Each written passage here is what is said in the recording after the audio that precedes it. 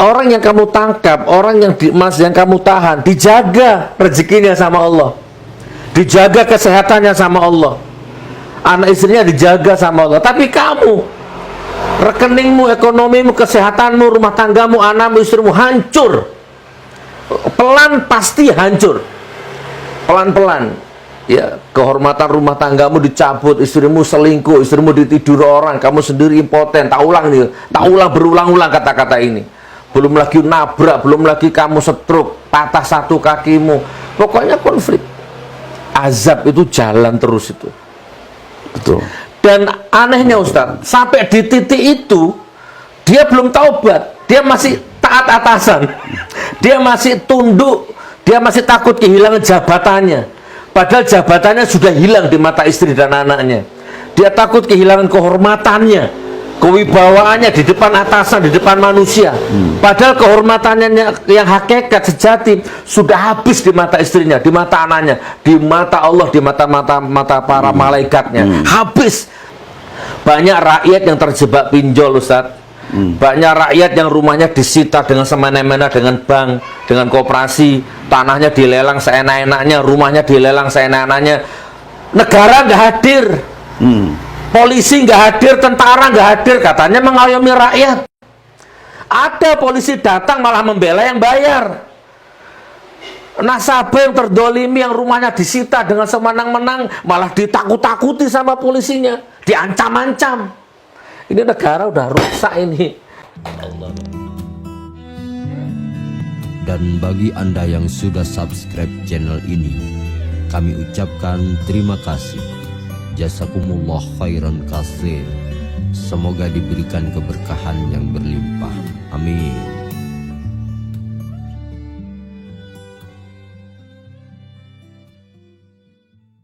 Assalamualaikum warahmatullahi wabarakatuh. Waalaikumsalam. Alhamdulillahirabbil alamin. Ya Allah, salatu wassalamu ala Rasulillah Sayyidina Muhammad wa ala alihi wa sahbihi ajma'in. Wa qala rabbi shrah li sadri wa yassir li amri wahlul 'uqdatam min lisani yafqahu qawli. Qala Allah Ta'ala fi kitabihil karim, a'udzubillahi minasyaitonir rajim. Wa idza qala rabbuka lil malaikati inni ja'ilun fil ardi khalifah. Al-ayah, sadaqallahul azim, amma ba'du. Baik teman-teman, saudaraku semua, jamaah umat dimanapun berada, sahabat Gus Nur tanpa terkecuali, hari ini Rabu 13 Juli 2022 di kantor, di rumah, di Malang, kedatangan tamu jauh dari Jakarta, musyafir ya, Ibnu Sabil, luar biasa. Nah, insya Allah ini obrolan yang anget-anget ini, bahkan mungkin panas-panas ini ya, nggak masalah, barokallah, karena ilmu itu memang identik dengan kebenaran ya, kebenaran, kejujuran, hak itu memang identik dengan panas gitu. Seperti menggenggam bara api gitu ya. Baik, jadi gini teman-teman, sebelum kita sapa beliau, saya ingin ngasih mukadimah sedikit. Beberapa minggu yang lalu viral berita di medsos, di TV, di mana-mana, khilafatul muslimin ya. Nanti kita akan ngobrol detail masalah ini. Ada satu kumpul-kumpul atau lembaga atau organisasi atau yayasan atau apalah, halakoh atau apalah, nanti kita tanya langsung sama beliau, yang bernama khilafatul muslimin, yang tiba-tiba dibubarkan atau dicabut izinnya, kayak dibubarkan atau apa namanya, bahkan ditangkepin orang-orangnya. Hampir mirip dengan HTI, hampir mirip dengan FPI, hampir mirip dengan ACT, ya hampir mirip lah dengan yang Islam-Islam, yang oposisi, yang selama ini kritis, itu perlakuannya seperti itu. Nah, kita bertanya, kan kita selama ini dengar di TV, dengar di media mainstream, dengar dari buzzer, dari influencer, dari polisi, ya kan? Kita baru dengar dari sepihak. Nah, tiba-tiba qadarullah, saya selama ini mikir sih sebenarnya, kemana saya mau cari narasumber ini daripada kita dengar sepihak kan? Ini harus diluruskan ini, nggak boleh kita dengar sepihak. Kalau kita dengar dari buzzer, dari influencer, dari polisi, dari tentara, dari penguasa, dari oligarki, apalagi dari liberal, sekuler, Abu Janda, Denny Siregar, ya pastilah khilafah itu radikal, teroris, gitu, ngebom, pasti itu. Nggak mungkin jauh-jauh dari situ, radikal, teroris gitu. Ya itu sudah lagu lama, itu sistem. Nah, tapi kita nggak boleh hidup begitu. Ini demokrasi, ya bebas berpendapat, tapi nggak boleh satu sumber. Qadarullah hari ini Rabu 13 Juli 2022 Allah kirim salah satu orang dalam atau anggota, ya mungkin jamaah atau pengurus, nanti kita kenalan dengan Khilafatul Muslimin itu sendiri. Anda layak ikuti video ini, minimal untuk perbendaharaan pikir, perbendaharaan akal, perbendaharaan iman. Oh ternyata begini toh. Nah, jadi kami hanya menyampaikan, Anda yang memutuskan mau percaya bujanda, percaya penguasa, percaya rezim, percaya buzzer, atau percaya beliau. Nah gitu aja intinya.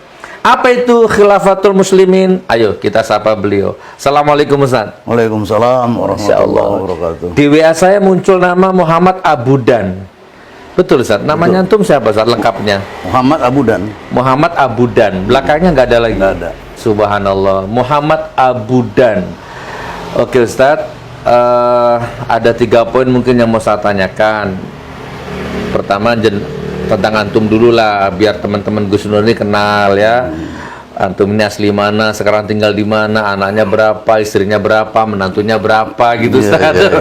Yang kedua nanti apa itu Khilafatul Muslimin itu apa, dan misi visinya apa gitu Ustaz. Coba yang pertama Ustaz, kenalan Ustaz.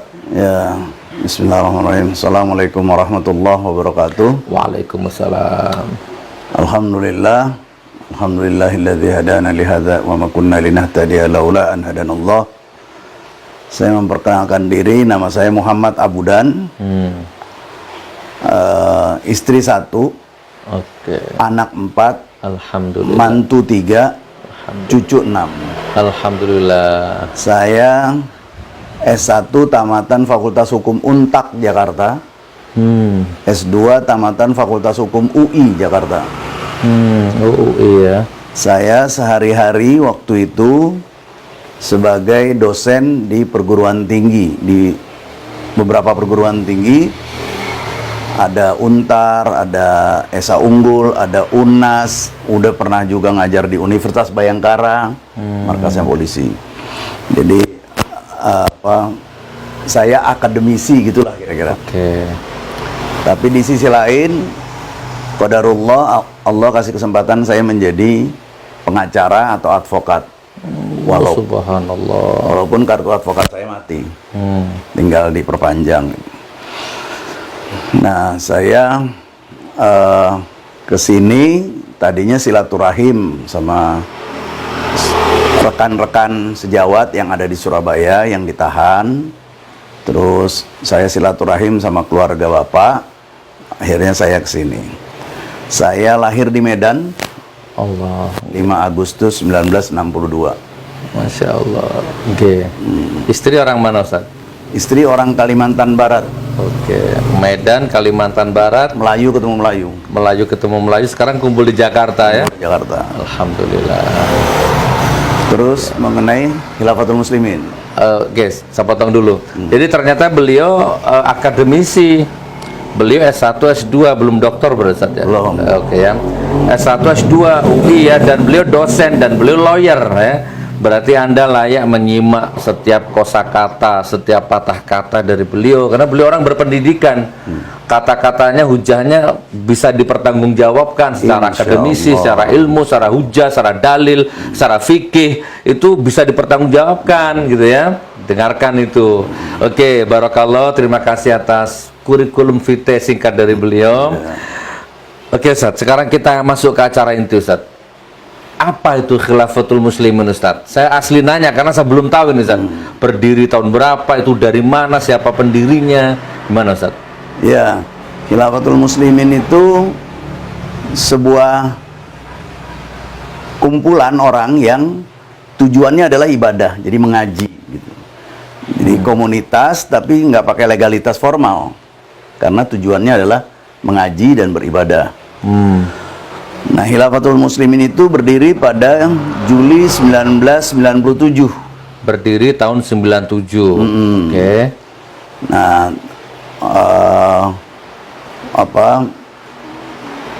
dia mulai bersuara gitu pada tahun 2000 ya, tahun 2000. Mulai bersuara. Jadi 97 tidak bersuara, Nggak maksudnya bersuara. gimana? Artinya dakwah bisir. Oh, oke. 97. Oke. Mulai tahun 2000 baru dakwah bizar. Oke. Nah, jadi makin hari makin bertambah warganya, jamaahnya. Nah, mulailah disusun namanya struktural ya, bentuk-bentuknya ada. Ketua umum. Enggak. Oh, enggak. Paling tinggi khalifah. Oh, iya betul. Di bawahnya daulah. Khalifah, daulah, Bawahnya wilayah. Bawahnya umul qura. Bawahnya mas'ulul ummah. Masalul ummah. Bawahnya lagi warga. Oh, itu struktural ya. Nah, jadi makin hari makin berkembang. Terus ada juga lembaga pendidikannya. Sebentar Ustaz, itu dilegalkan tidak Ustaz sampai sekarang? Tidak. Jadi tidak tercatat di Kemenkumham, apa yayasan, sekretaris? Kemendagri enggak. Oh. Tidak. Oke, jadi majelis biasa sebenarnya ya? Iya, majelis biasa. Tapi karena ada struktural itu yang dijadikan masalah. Gitu. Jadi nggak ada legalitasnya. Cuma untuk mendirikan lembaga pendidikan harus ada yayasannya, dibentuklah yayasan. Namanya Yayasan Khilafatul Muslimin. Tapi cuma sekedar yayasan. Oke. Itu juga sekarang dipermasalahkan. Kenapa cuma yayasan? Kan kalau untuk bikin pondok pesantren harus ada izin dari Kemenak, Kementerian Agama. Ini kok nggak ngurus gini gitu. Wah, jadi itulah yang permasalahkan. Nah, apa yang jadi masalah itu triggernya, pemicunya adalah waktu kami melaksanakan motor siar, dakwah dengan motor, dengan maklumat-maklumat di Jogja tadi. itu ya? Di mana itu? Yang paling viral itu Jakarta. Terus Brebes ya, Jawa Tengah lah. Terus Jawa Barat di sekitar Bandung, terus Jawa Timur di berarti sekitar sudah Surabaya. banyak ya, rata jamaahnya ya. Sebentar Ustaz, dari tahun 97 kemudian tahun 2000 mulai bersuara, mulai buka-bukaan. Terus kenapa kok baru sekarang? Nah, itu yang jadi pertanyaan. Kami melaksanakan motor siar itu, kalau sebutannya begitu programnya, motor siar. Tapi kalau media massa, media online tuh nyebutnya konvoi motor. Nah, kita melaksanakan konvoi motor gitu lah. Tapi kalau menurut kita melaksanakan motor siar. Apa itu? Kegiatannya apa? Kegiatannya itu keliling dengan motor, pakai seragam, pakai flyer di belakang motor, pakai bendera, dan bagiin itu tadi maklumat. Maklumat ini ya? Iya. Ini yang dibagikan ke warga. Itu, sambil bawa motor tadi. Berhenti di satu tempat, bagiin. Itu dari tahun 2018 kita ngadain. Sampai tahun 2020 itu kami mengadakannya 3 bulan sekali. Mulai tahun 2020 sampai 2022 kami mengadakannya 4 bulan sekali. Nggak ada masalah. Tidak ada masalah sama sekali. Tiba-tiba ketika tanggal 29 Mei itu kalau nggak salah ya, 29 Mei kita ngadain hari Ahad. Itu ada yang ngambil dari belakang. Kita sama-sama nggak tahu, tapi atau mungkin ada tulisan tauhidnya itu mungkin ya? Ada tulisan tauhidnya nggak? La ilaha illallah gitu. Iya, benderanya. Kan kita hidup di zaman yang sekarang takut sama bendera tauhid. Kalimat tauhid itu. Oh gitu. Oke. Iya. Intinya ada yang rekam. Ada yang rekam. Dia 2 orang naik motor NMAX. Itu ngerekam dari belakang. Kalau kita ada tim dokumentasi itu ngerekamnya dari depan. Ini nggak tahu siapa, dia rekam tuh. Yang terutama tuh tulisan-tulisan di flyer itu. Naiknya motor NMAX, 2 orang, pakaiannya rapi, terus kameranya relatif bagus, dari HP-nya itu kelihatan hasilnya, produknya dari itu, megapikselnya mungkin tinggi gitu, pokoknya bagus dia ngambil tuh. Dia ikutin dari Uki Cawang sampai sekitar Cililitan, berapa menit gitu, dia ikutin terus diambil. Nah itu yang Jakarta, itu yang viral gitu. Oke. Gara-gara video itu. Iya, itu kira-kira berapa hari terus menyebar kemana-mana. Waktu saya ditanya, kenapa kok bisa nyebar gitu? Saya juga nggak tahu, saya bilang. Karena udah 4 tahun nggak ada viral-viralnya. Kami ngambil gambar mungkin salah, mungkin dokumentasi kami kurang bagus. Terus yang lebih penting, kami nggak punya jaringan sehebat orang itu. Yang memviralkan itu, kami nggak punya jaringan. Ini orang luar biasa. Kami nggak mau sebut itu orang dari mana, tapi yang jelas bukan kami. Nah, udah viral, digoreng lah. Kenapa digoreng? Karena ada kata-kata khilafah. Oke, paham saya. Orang alergi, orang ya kalau nggak mau disebut benci, ya Islamofobia, tapi orang alergi dengar kata-kata khilafah. Khilafah. Khilafah itu kerjaannya ngebom, merusak, mengganggu ketertiban umum, arogan, membuat keonaran, ingin merebut kekuasaan. Oke. Alhasil yang negatif. Coba waktu itu flyer apa namanya flyer ya? Kalau flyernya ditulis LGBT mungkin aman Ustaz kali ya. Bisa jadi begitu. Aku sekuler gitu ya, aku liberal, aku LGBT mungkin aman ya. Aman. Atau malah didukung jangan-jangan. Karena khilafah, jadi dimasalahkan seperti ini. Oh gitu. Oke. Ustadz, saya mau tanya. Ini isinya apa intinya? Kan antum kegiatannya bagi-bagi ini ke masyarakat. Saya belum buka. Intinya apa? Apa ada perintah ngebom, ngajak bunuh orang atau gimana, Ustadz? Intinya? Iya, pertama kalau ada perintah merusak, ngebom, berdusta, berkhianat, anti NKRI, anti Pancasila, anti kebinekaan, apapun namanya, itu berita hoaks dan fitnah kejam terhadap khilafah, khususnya Khilafatul Muslimin. Nah, isinya apa di sini? Isinya memberitahukan bahwa telah berdiri sebuah komunitas pengajian namanya Khilafatul Muslimin. Pada tanggal sekian. Nah, yang menjadi rujukan adalah ayat ini di atas dan ayat itu Al-A'raf 96. Walau ana ahlal Qur'an ini. Ini kalau ini nasihat. Kalau yang ini yang maklumat. Afwan di belakangnya. Oh ini. Ya, nah ini yang disebut maklumat nih. Ini surat 42 ya, ayat 13. Syura, ya. Jamaah Khilafatul Muslimin ini berasaskan Islam dan kemerdekaan, bertujuan memakmurkan bumi dan mensejahterakan umat manusia melalui pelaksanaan ajaran Allah dan Rasulnya ya, bersama kebebasan menerapkan ajaran semua agama.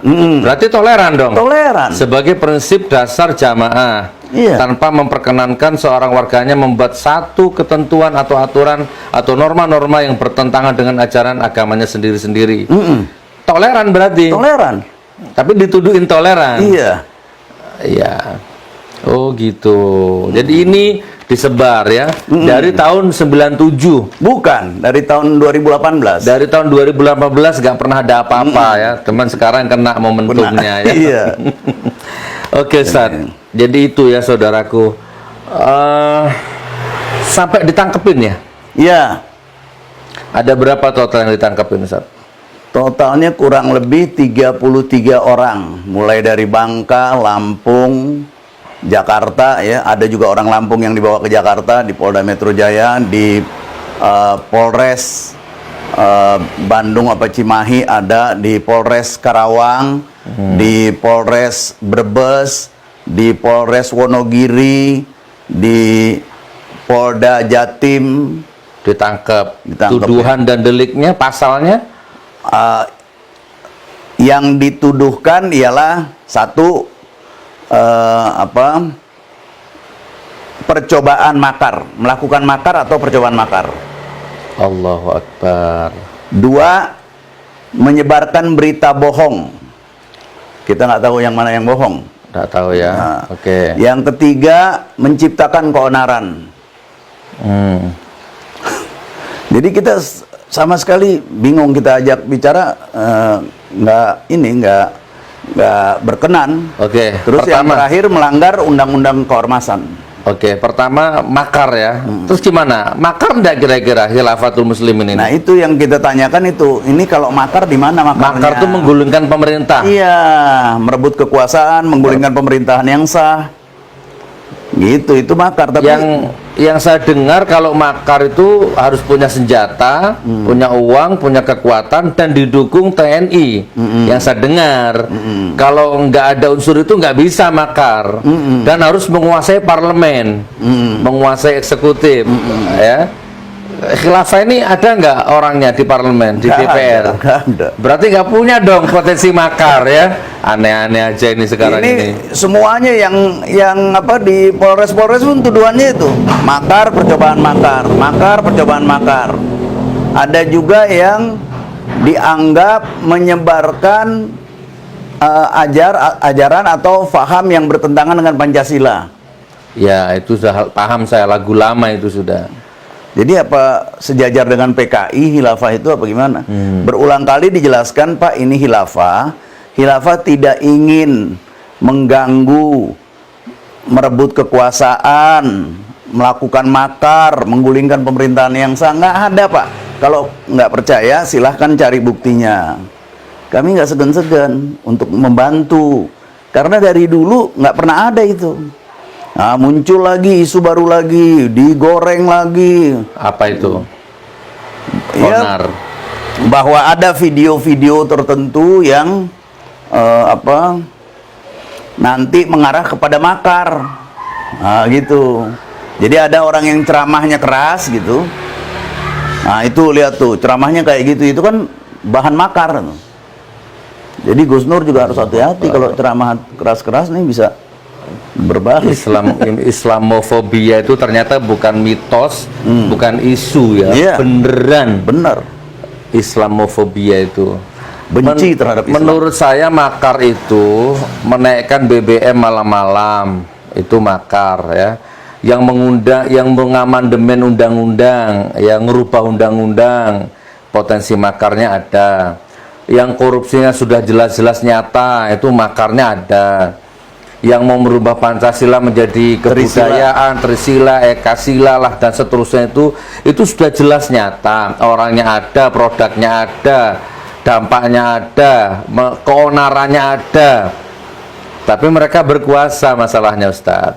Mereka yang punya uang, mereka yang punya polisi, punya tentara ya. Jadi arogansi kekuasaan. Punya media, mereka punya buzzer. Antum nggak punya apa-apa, cuma punya peci sama surban aja. Kita punya Allah. Oh iya ya, betul. Allahu Akbar. Allahu Akbar. Jadi gitu teman-teman ya. Jadi udah jelas ya, kembangkan lah. Ini kalau dibahas sampai sore nggak akan selesai. Tapi kita sudah bisa narik kesimpulan ya, bahwa apapun yang berbau Islam akan digerus. Terutama Islam yang sudah mulai ngomong politik, kedaulatan, kemerdekaan, ekonomi, itu baru digencet. Tapi kalau Anda Islam ngomong bab datang bulan, bab waris, bab haid, bab masa idah gitu ya, Anda aman. Toharoh ya, yang fikih-fikih itu aman. Tapi kalau ekonomi umat, ya kan kedaulatan rakyat, Anda mulai diserang. Pribadimu, ormasmu, rekeningmu dibobol, diblokir, dibubarkan, dicabut izinnya, begitu. Ini jahat ini. Ya, padahal ini hutang sudah 7.000 triliun ini, kurang lebih yang kelihatan mata. 7.000 triliun tuh bunganya saja berapa? Triliunan juga bunganya saja. Dan nggak bisa bayar, makanya BBM-nya naik, makanya pajaknya naik, gitu kan? Makanya semuanya naik, mencekik rakyat. Nah, terus khilafah ini yang ditumbalkan, yang dibuat isu, ya, yang di blow up. Nah, kurang lebih seperti itu. Ini argumen saya. Bukan berarti saya apa istilahnya, ini saya host, saya kedatangan tamu, saya nggak ngundang, beliau datang dan saya ngomong apa adanya gitu kan, kurang lebih seperti itu. Oke Ustadz, jadi ada 33 kurang lebih yang sudah ditangkap di penjara, sudah apa namanya, penangguhan penahanan atau P21 atau dilimpahkan ke kejaksaan atau bagaimana? Ada yang penangguhan penahanan itu di Wonogiri, empat orang ustazah pengabdian umurnya belasan ditahan. Dikabulkan. 4 itu kita mohon ditangguhkan penahanannya, tapi yang dikabulkan 2, yang 2 perempuan malah enggak. Yang lainnya ustadz umur 20, 22, 24, nah itu enggak ditangguhkan. Sedangkan yang lain P21 belum. Karena masih berfluktuasi, Ya, tuduhannya belum lengkap Pendidikannya. Jadi dia mau nuduh apa nih? Nah, ini masih dicari. Terus mengenai apa tadi, SP3, Oke. nggak mungkin, Nggak mungkin, SP3. ya. Pra peradilan kalau kita tempuh juga nggak mungkin. Tambah diberat-beratkan nanti. Dan sudah lewat batas waktu. Oke. Dia kan ada batas waktunya 2 minggu, ini rata-rata ditahan udah 1 bulan. Allahu Akbar. Gitu ya Ustaz ya. Jadi tidak apa Ustaz, hanya bukan ya, ada yayasannya ya. Itu apa, pendidikan gitu ya. Pendidikan. Berarti kan konek ke Kemenak juga. Tapi kan baru yayasan. Yayasan notaris belum disahkan oleh Kemenkumham katanya gitu. Terus belum dapat izin beroperasi pondok pesantrennya. Kalau misalnya kita ajak ngobrol lagi, itu perlu berapa lama, itu perlu berapa biaya, itu kan. Oke. Jadi- Rekening diblokir Ustaz. Rekening kebetulan Punya rekening. yang diambil uang cash 2,3 M. Sekarang uang itu kemana, dipakai apa? Nggak tahu itu yang menyita itu 2,5 miliar. 2,3 miliar. Allahu Akbar. Itu buat ngasih honor insentif ustadz ustazah. Jadi ustadz ustazahnya Oke, Khilafatul Muslimin punya uang sebanyak itu dari mana? dari infak. Jamaah ya, bukan dari ISIS, Syria apa, Bukan. teroris. Dan itu udah dicek, sudah dicek sama pihak yang berwenang, udah dicek, nggak ada. Itu ya kan, bukan di rekening ya, di cash kan ya, di uang cash ya, bukan rekening ya. Iya. Itu dicari Ustaz, uang tuh kemana Ustaz? Katanya disita untuk kepentingan ini, nanti kalau misalnya di sidang nggak terbukti ini duit yang ilegal, ya dikembalikan, ya udah. Allahu Akbar. Oke, saya kehabisan kata-kata. Ya sudah Ustaz, insya Allah lah ya, ini mewakili lah insya Allah. Baik Ustaz, yang terakhir Ustaz, closing statement, apa yang ingin antum sampaikan Ustaz? Secara prinsip, tegas, lugas, bloko suto, tanpa tedeng-aling-aling, ke depannya ini apa Ustaz? Tafadhol Ustaz. Ya. Pertama, pada kesempatan ini saya ingin mengatakan bahwa ada satu prinsip hukum umum yang diambil dari usul fikih. Oke. Kalau di usul fikih mengatakan lebih baik membebaskan satu orang bersalah daripada menghukum satu orang yang tidak bersalah. Lebih baik membebaskan satu orang yang bersalah daripada menghukum satu orang yang tidak bersalah. Artinya hukum itu menjunjung tinggi hak asasi manusia. Jangan sembarangan pihak-pihak manapun, pihak berwenang manapun ngambil orang, tangkap, penjarakan gitu, sementara belum ada pasal yang dilanggarnya. Udah nanti kita cari kemudian, nah itu nggak boleh. Nah kemudian dalam prinsip hukum umum, usul fikih tadi dirubah supaya kesannya lebih wah gitu. Lebih baik membebaskan 1000 orang bersalah daripada menghukum satu orang tidak bersalah. Prinsip hukum umum. Padahal dari usul fikihnya cuma satu-satu bandingannya. Di prinsip hukum umum, lebih baik membebaskan 1000 orang bersalah daripada menghukum satu orang tidak bersalah. Begitu tingginya hak asasi manusia dihargai itu. Ceritanya begitulah. Tapi dengan begini lah kok orang udah pokoknya masuk aja dulu. Tangkap dulu, pasalnya dulu. Dicarikan. Terus nanti ya masalah penangguhan penahanan ya susah. Sekarang mau dijenguk aja ya juga susah. Betul. Jadi pada kesempatan ini saya minta kebijakan kepada pihak-pihak yang berwenang. Kami cuma punya Allah. Kami udah ngadu kepada Allah.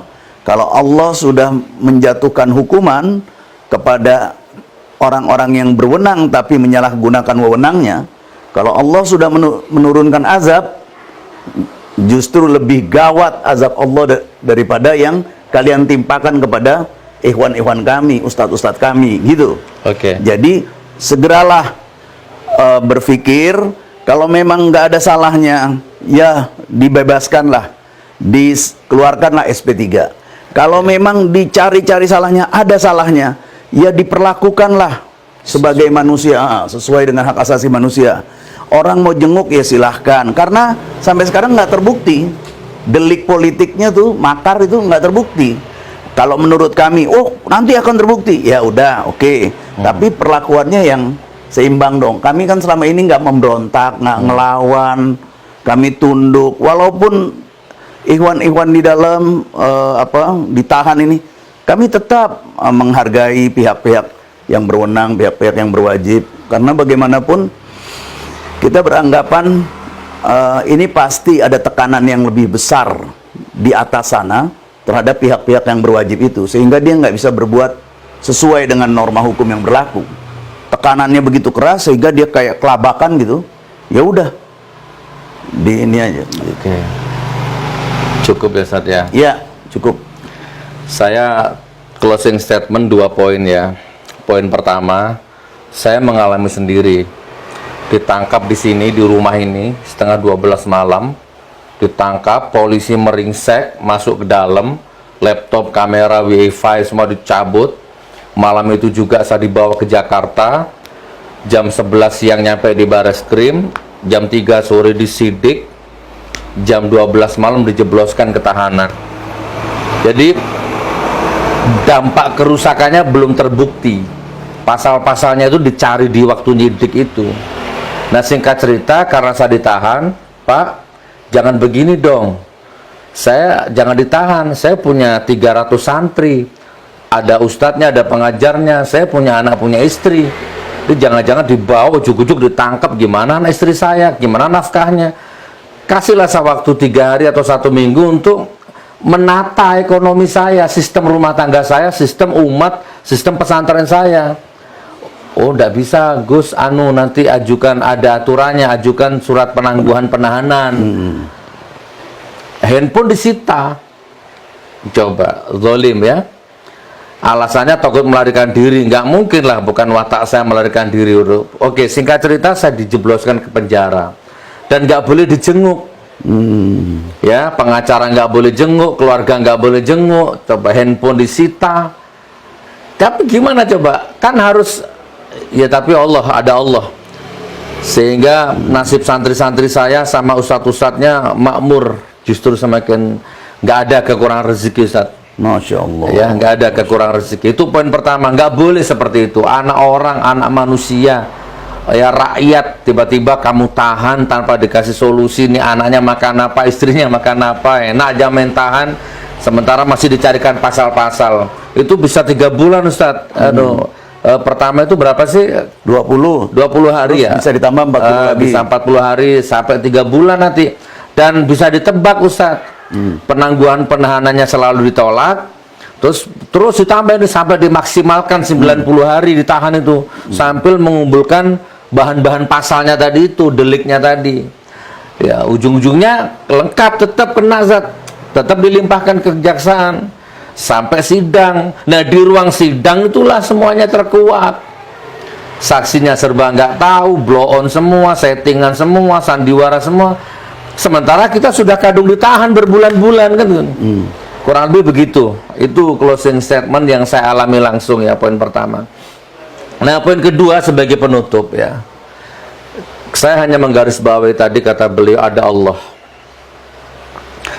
Jadi saya tahu, saya nggak perlu sebut nama, Ustadz. Saya tahu. Ini berdasarkan info, berdasarkan pemahaman, perenungan, berdasarkan feeling. orang kalau melanggar hukum Allah, menganiaya orang tanpa sebab, entah ekonominya, entah harapannya, entah perasaannya, entah hatinya, apapun itu, maka pertama akan terjadi pertengkaran batin, akan terjadi konflik internal di dirimu, antara hatimu, batinmu dengan jasadmu. Terjadi itu gejolak itu.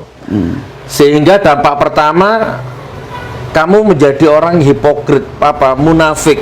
Walaupun baju dinasmu bagus, mobil dinasmu mewah, bahkan ya kamu dihargai orang, padahal hatimu hancur, batinmu hancur, ya, dan kamu mulai stroke pelan-pelan, stroke ringan, bahkan kamu mulai impoten, kamu mulai lemah syahwat, sehingga istrimu walaupun secantik apa, kamu udah nggak bisa menikmati rumah tanggamu, memberikan nafkah batin kepada istrimu, sehingga klimaks nilai kehormatan sebagai laki-laki, puncak kehormatan sebagai suami jatuh. Ternyata istrimu ditiduri sopirmu, istrimu diselingkuhi wakilmu, ajudanmu, satpammu, ya kan, kurang lebih istrimu selingkuh, tidur sama laki-laki lain. Padahal kamu gagah, kamu bisa jadi DPR, ketua DPR, atalah kamu mungkin polisi, mungkin tentara, pokoknya kamu berkuasa. Cuman kamu menyalahkan kekuasaanmu itu, sehingga Allah tarik berkahnya. Gimana coba? Kan lebih hina orang yang kamu tangkap, orang yang yang kamu tahan, dijaga rezekinya sama Allah, dijaga kesehatannya sama Allah, anak istrinya dijaga sama Allah, tapi kamu, rekeningmu, ekonomimu, kesehatanmu, rumah tanggamu, anakmu, istrimu hancur. Pelan pasti hancur. Pelan-pelan. Ya, kehormatan rumah tanggamu dicabut, istrimu selingkuh, istrimu ditidur orang, kamu sendiri impoten. Tak ulang nih, tak ulang berulang-ulang kata-kata ini. Belum lagi nabrak, belum lagi kamu stroke, patah satu kakimu. Pokoknya konflik. Azab itu jalan terus itu. Betul. Dan anehnya Ustaz, sampai di titik itu dia belum taubat, dia masih taat atasan, dia masih tunduk, dia masih takut kehilangan jabatannya, padahal jabatannya sudah hilang di mata istri dan anaknya. Dia takut kehilangan kehormatannya, kewibawaannya di depan atasan, di depan manusia, padahal kehormatannya yang hakikat sejati sudah habis di mata istrinya, di mata anaknya, di mata Allah, di mata para malaikatnya, habis. Dia untuk sadar. apa? Dia nggak sadar. Nggak sadar. Untuk apa Anda hidup begitu? Ini bisa siapapun, bisa polisi, bisa tentara, bisa anggota DPR, bisa presiden, bisa siapapun, bisa ulama, bisa kiai, bisa gus. Ya, yang mendukung kezoliman ini, hancur hidupmu. Di balik sorbanmu yang rangkap sampai ke tanah, di balik jenggotmu yang sampai ke tanah, di balik pesantrenmu yang megah, di balik jutaan umat yang nunduk-nunduk sampai nyungsep ke kakimu, ada batin yang rapuh, ada jiwa yang hancur, ada kepalsuan, ya, di balik wajahmu itu, ustadzmu, nurmu, cahayamu itu palsu. Itu kalau ulama, kalau agamawan, ya kan? Kamu dihormati umat, tapi kamu dicibir istrimu, dicibir anakmu, dicibir dirimu sendiri. Itu kalau agamawan. Nah, kalau polisi, oknum, ya, tentara atau menteri atau presiden atau wakil DPR, ya tadi itu gagah di depan orang, sibuk mempertahankan nilai diri, padahal hakikatnya kamu sudah hancur sehancur-hancurnya. Ini yang bisa saya sampaikan, ya, mudah-mudahan. Dan ini nggak dilihat TV, ya, TV nggak mungkin tahu kalau kamu impoten, tapi aku yang tahu. Aku punya rumusnya itu, ya. Mendolimi orang tanpa sebab dan berulang orang itu akan membuatkan dirimu sakit, entah stroke, diabetes, kencing manis, kolesterol, asam urat, sesak napas, ujung-ujungnya nanti impoten gitu loh. Sehingga dari situ keberkahan kehormatan rumah tanggamu jadi cabut dari situ gitu. Gitu.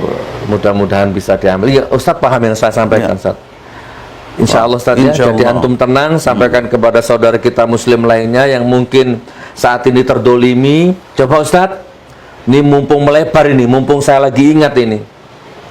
Banyak rakyat yang terjebak pinjol, Ustadz.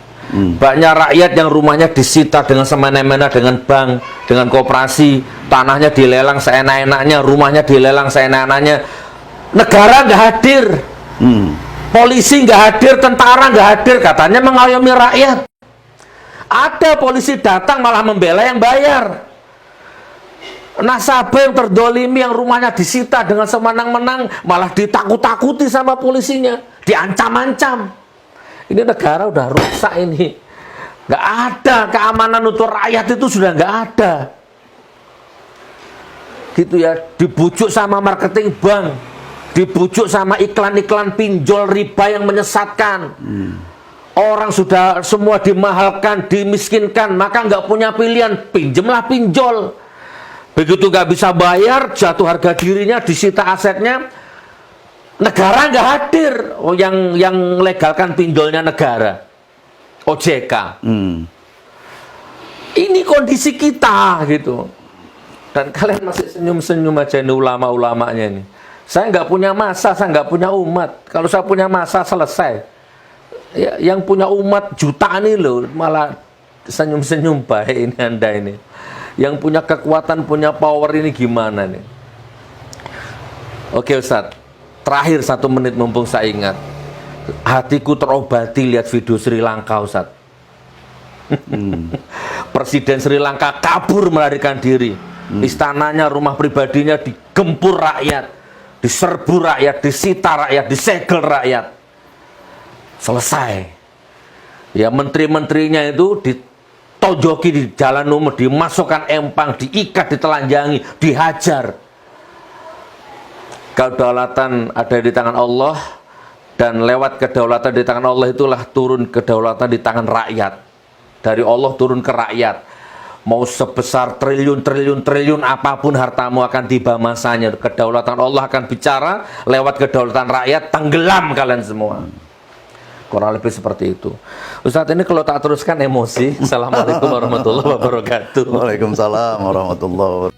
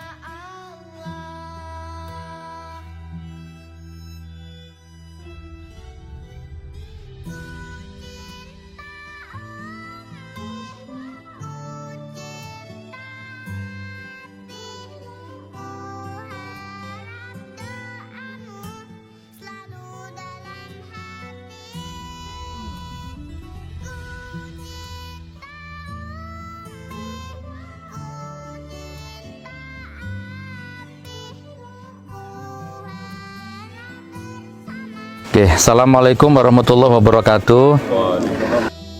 Saudaraku semua, dulur-dulur hamba Allah yang dimuliakan Allah, kula nyuwun doa restu, mohon doa restu. Hari ini dimulai pembangunan masjid ya, yang insya Allah masjid ini akan aktif 24 jam insya Allah.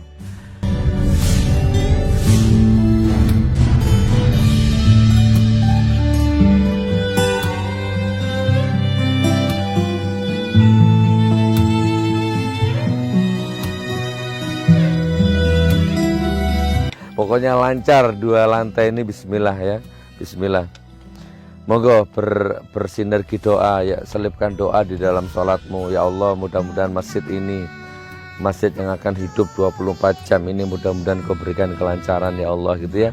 Nah, kalau ada lebih rezeki, ingat oh iya ya, ada Masjid Karomah 13. Nah, seperti biasa nanti boleh dimasukkan ke rekening donaturnya itu boleh nanti seperti biasa, Bank Muamalat 83100387336. Konfirmasinya 821082134333317. Begitu ya saudaraku ya, saya melaporkan hari Jumat tanggal 10 Juni 2022 dari Desa Kelampok.